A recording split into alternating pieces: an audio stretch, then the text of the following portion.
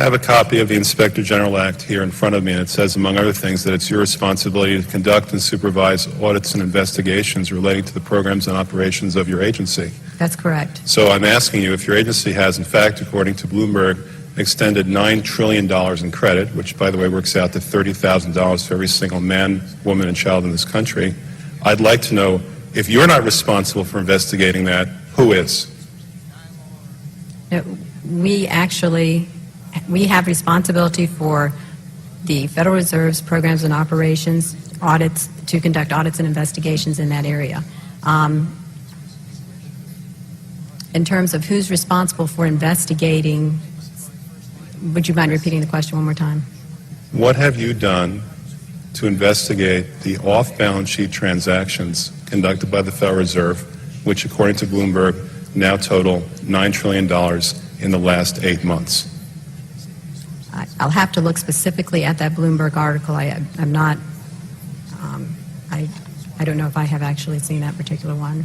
That's not the point. The question is, have you done any investigation or auditing of off-balance sheet transactions conducted by the Federal Reserve?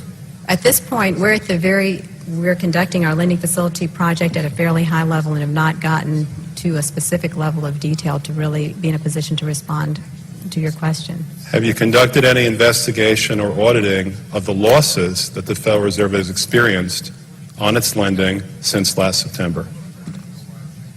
We're still in the process of conducting that review. Until we actually, go out and gather the information, I'm not in a position to really respond to the specific question. So are you telling me that nobody at the Federal Reserve is keeping track on a regular basis of the losses that it incurs on what is now a $2 trillion portfolio?